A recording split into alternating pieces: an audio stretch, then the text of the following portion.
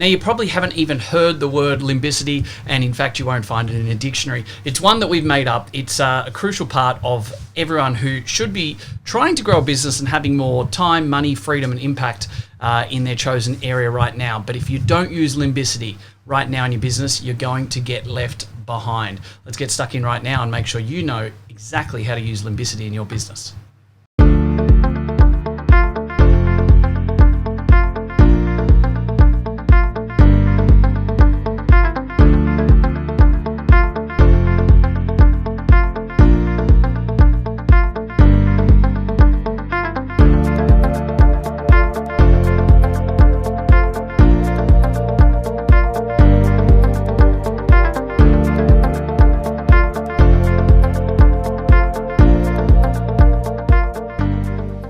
All right, so before we go any further, let's actually just stop and talk about what actually is limbicity. Well, it's probably a pretty evident one that it's about the limbic system. So the limbic system based in and around the paleo-mammalian cortex of the brain, just beneath the medial temporal lobe of the cerebellum in the fore part of your brain. Now, let's just stop the transactional, logical, scientific, academia rubbish right then and there. That is more about the technical side of what exactly the limbic system is about, and you're probably sitting there going, yep, I know a bit about it. I know that it controls our emotions, our behavior, our long-term memory, and most of the, well, basically all of the parts of our emotional life is controlled by the limbic system. And it also aids in the formation of memory. So now that we understand the limbic system, let's also understand that what I just did right then was talk very logically, very methodical, very academic, very scientific, and all of those things are completely the opposite of what's involved with the limbic system. You see, the limbic system is all about the emotion. It's all about the feel. But the big challenge when we talk about the limbic system is, even though it makes the decisions, it controls human behavior, it's all about the feel and the touchy-feely emotional stuff, it doesn't actually understand language. It has no compassion for language. And no doubt, everyone's watched the Starts With Why, Golden Circle, TED Talk from Simon Sinek from 15 years ago, and all of those type of things. You probably watch it 15 million times like everyone else. And absolutely, we understand that the limbic brain has no compassion to language. And when we talk about all the logical, analytical, and rational thought-based processes of the brain, that comes from the cortex and the neocortex side of the brain.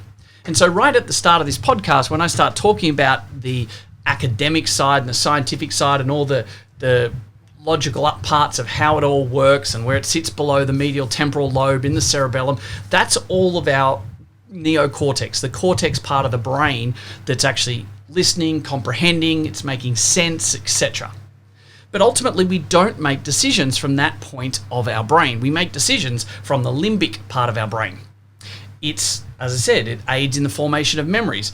It's to do with all of our emotional life, our feelings, our behavior. And as a net result, we know that even more so now than ever, people make decisions based on emotion, based on feel. Even the act of making a decision that involves you forking out hard-earned money, time and your own effort and energy is involved with a behavior in doing so. It's an acceptance of something. It's a behavior of reaching into your back pocket to grab your wallet, for instance, or getting your phone out of your handbag to do Apple Pass, right? There is a behavior associated with everything around all of these decisions. So we have to understand that the limbic brain, and being able to play to the limbic brain and appease the limbic brain, and making sure that the limbic brain is happy and wants to make purchasing decisions, wants to work with us, wants to have that rapport and relationship, and it has the right feel. And no matter how expensive something might be, no matter how difficult it might be, no matter how time intensive, we have to make sure that the limbic brain to our client or patient feels, has that emotion that this is right, this is what I need, etc. Otherwise, they won't make the decision to engage with us any further. So if we take a step back now and we think about the limbic system, it's obviously involved with the feel and the emotion, and it's also involved with learnings and that memory, especially long-term memory. So we know that we can actually have brain chemical responses which happen all the time whether we like them or not. So dopamine, serotonin, oxytocin, right? They're the brain chemicals that are actually being released when certain different factors in and around us and feelings and emotions, etc., are experienced. So you might be now starting to go, okay, great, Jace, I'm still talking logically, analytically, scientifically, but what's this got to do with business and growing our business and that made-up word, limbicity? Well, here's the thing. I'm calling it limbicity after our latest conference a couple of weeks ago, and we had some guest speakers, and one of the international gurus we had on with Michael Griffiths and myself and a couple of boardroom team members were, which is our boardroom program, started actually having some good chats about limbicity. So Limbicity.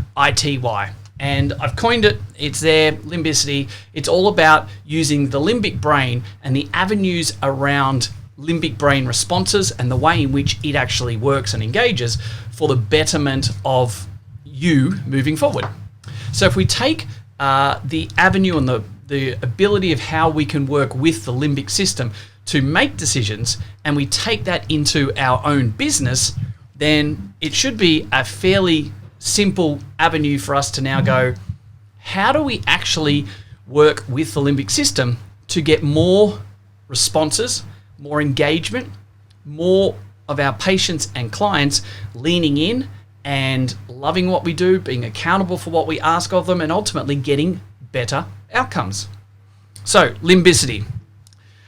How do we use it in our business? Well, if we know that people are making decisions based on feel, based on emotion, based on behavior because of that limbic system, and they're not making decisions because of the logical, analytical, rational, scientific, academic side of the brain, then that only goes to further substantiate the fact that the more you try and talk to people and clients and patients about the in-depth technical nature of the assessment you're doing, the less they will actually be engaged with you. The more you actually go ahead and talk technical and try and spew forth all of the amazing anatomical or physiological research that you can give, or, you know, and we've all done this, especially when we first come out of uni in the first couple of years, to get onto a topic that, you know, like for me, it was knees. I had an ACL reconstruction, so knees are just one of my things. I know all the little intricate bits. I've had 2 knee surgeries. I've got a cadaver graft. I've had a hamstring graft. I've had meniscal repairs and all sorts of stuff, right? So we start to sometimes catch ourselves talking about, even just I was then, right? Talking about our expertise in this, and we drop in a few extra bits of, you know, discussion points or some more stuff about research or this or that, etc. And ultimately, at the end of the day, all we're doing is spewing forth that information out of our own sort of neocortex, right? And not from the limbic brain. And so as a net result, we're actually trying to get people to engage and make decisions based on an area of the brain that they can't. So yes, they might understand and rationalize and be quite understanding of the analytical and the expertise that you're putting forward and all of the jargon and tech side, etc. And they might be going, yep, wow, this guy knows his anatomical structures and blah, blah, blah, and he knows whatever, diabetes and the pathophysiological response and the bioenergetics and talking about the Krebs cycle and whatever it happens to be, right? We can make ourselves sound good, and we can feel like we're doing a great job and putting forth our expertise, but ultimately we're actually shutting people down from making the right decision that we're wanting them to do. So we need to be able to actually involve more feel, more emotion. We need to be more understanding and empathetic. We need to be able to play to that emotional response and the brain chemical response of each individual and every patient and client that we interact with. We have to be able to match their emotional level and state. We need to be able to actually understand them more and have them feel like you understand them more. Ultimately, friends buy from friends. So we need to have a better rapport with people much quicker than we ultimately do. We need to have them, having huge amounts of trust for us as quickly as possible. Just looking at a bit more of an older school way of like a rule of 9, having 3 questions, getting 3 bits of information and just looking for commonality. That's great and it's good with how it sort of works, but we need to go deeper. The way in which we engage with people when they first come into the clinic, for instance, is massively important. If you're someone who they come into the clinic, they say they're here for their initial assessment, and the first thing that 99.9% of people do is they hand them the paperwork. They hand them, can you spend a few minutes and fill all this in? And what that does is the first thing that we have is like name, email, date of birth, phone number, who referred you, right? It's all logical. It's transactional. Now, I'm not saying you don't go and get that information. 100% we do, and medical-wise and medico-legal-wise, we have to. But if you start a relationship with that type of logical, analytical approach, you actually make it about transactions. You make it about rational, logical, analytical cortex brain, neocortex foundations. You don't actually bring them in. You don't draw them in. You don't get them feeling like they're in the right place. It's got to always start about them, not about you. Because everything we do in that first engagement is all about us. We want to find out all this information, like give us all this stuff to help us so that I can put it on file and blah, blah, blah. So there's lots of ways in the early parts of working with new clients in particular that have so many people in the health and medical industry move away from what actually works for relationships, rapport, building the right behaviors, feel, and interaction. So here's the thing. If we know that we need to work the limbic system, and I've just given 3 or 4 really simple examples, we need to use limbicity. We need to use our ability to tap into the limbic system. We need to match that. We need to put that forward. That's the first part of the relationship. We need to have that emotional attachment, the feel, the relationship, the rapport. We've got to have the matching behaviors with the people that are in front of us and making it about them. It's like the big, warm, embracing hug from a loved one. That's how, now I'm not saying go out and touch all your clients inappropriately either. It's the warm, embracing hug of getting these things happening with your new clients and patients. It's how we have to be with having better retention. It's all about limbicity.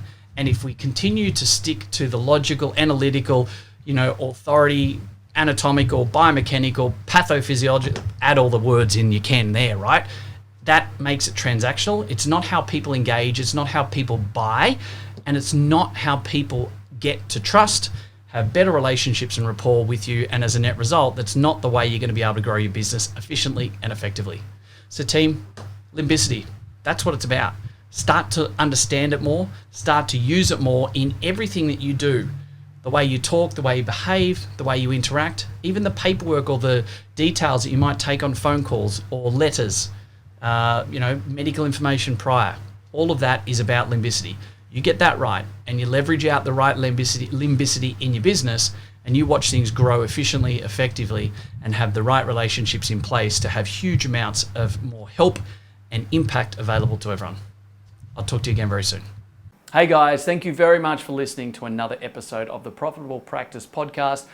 I would love nothing more than for you to be able to leave a review. I get so much joy out of listening and reading the amazing things that you guys say about this. So please subscribe to our channel, leave a review, and share it with your friends. Let's get some more fantastic information out there so all of us can grow the industry together. Cheers for now.